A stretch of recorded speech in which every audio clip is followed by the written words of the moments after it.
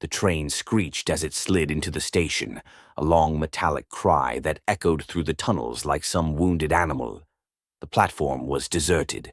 Fluorescent lamps above flickered weakly, buzzing with uneven life. It felt less like light and more like a reminder of darkness. Lucas stepped inside the car and almost smiled with relief when he saw it was empty. At this hour, long past midnight, he expected nothing else, but still a crowded car would have been worse. His legs ached from the day, his eyelids heavy, his thoughts tangled from fatigue. He dropped into a seat by the window, the vinyl groaning under his weight, and set his bag on the bench beside him. Outside, the city peeled away, deserted streets, half-dead neon, tunnels swallowing the train whole. The silence was comforting at first, the rhythmic clatter of steel on steel, the low hum of the engine. It almost lulled him into a trance. His reflection hovered faintly in the glass, ghost-like and pale. He leaned his head back and closed his eyes. Then he felt it. A shift. The kind of subtle change you don't hear or see, but sense. Like the air thickening when someone else enters the room. Lucas snapped his eyes open. The car stretched away in both directions, perfectly empty. He rubbed his face with both hands, whispering, "Just tired." That's all. But then something moved in the reflection. His breath caught. He turned quickly. Empty. The aisle stretched, benches bare, doors sealed shut. Yet in the glass, 2 rows behind him, a figure sat slouched forward. Its head hung too low, chin nearly touching its chest, as though studying the floor. Motionless. Lucas twisted for a direct look. The seat was empty. Cold prickled along his arms. Logic offered excuses. His own reflection bent by light, imagination born from exhaustion. But a deeper part of him whispered the truth.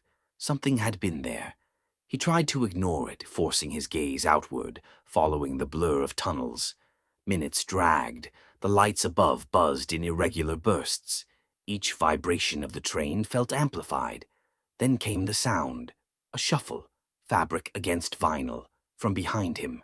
The silence of the car made it unmistakable. Lucas's skin tightened, heart thudding in his chest. Slowly, he slid his eyes toward the reflection again. The figure was back. Closer. Only 1 row behind. Its blurry outline leaned forward like it was watching him. He jerked around. Empty. His pulse hammered.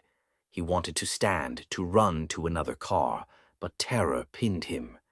Moving felt dangerous, like prey suddenly bolting in front of a predator. The train roared into a tunnel. The lights flickered violently, plunging him into stuttering dark. In that fractured second, the figure wasn't in the reflection. It was in front of him. A face, skin white as paper. Eyes wide, glassy, lifeless. The mouth stretched far too wide, a grin torn into the face as though by hooks under the flesh. The light steadied. The seat was empty again. Lucas staggered to his feet, grabbed his bag, and stumbled down the aisle. He slammed the button to the next car, desperate for the hiss of release. Nothing. The button clicked and clicked, but the door refused to move. Then, breathing, ragged, wet, right at the back of his neck. He spun around. Nothing. The lights dimmed, buzzing erratically. The train wailed as though carrying a burden it could not bear. Pressed against the door, Lucas scanned the aisle, every muscle trembling. And there it was. At the far end of the car, the figure stood. Tall. Too tall. Limbs stretched, joints bent strangely, like a shadow distorted by firelight. Its head lolled sideways, the grotesque grin carved across its face. White, lidless eyes stared directly at him. Lucas fumbled for his phone. The screen stayed black. His reflection looked back at him from the dead glass. The train plunged into another tunnel. Darkness, footsteps, slow, heavy, closer. The lights flared back on. The car was empty. His chest heaved, each breath scraped his throat. He pressed into the sealed door, desperate for escape, every nerve screaming. Then a whisper brushed his ear, soft as silk, cold as ice. "Next stop," Lucas screamed as the lights died completely. The train never arrived. When workers searched in the morning, the car was empty. No bag, no phone, no trace of him at all.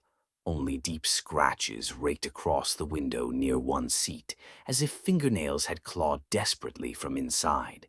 And to this day, conductors whisper, in certain tunnels, when the lights flicker just so, you can glimpse a pale face staring out from the last car, grinning, waiting for the next passenger to sit down.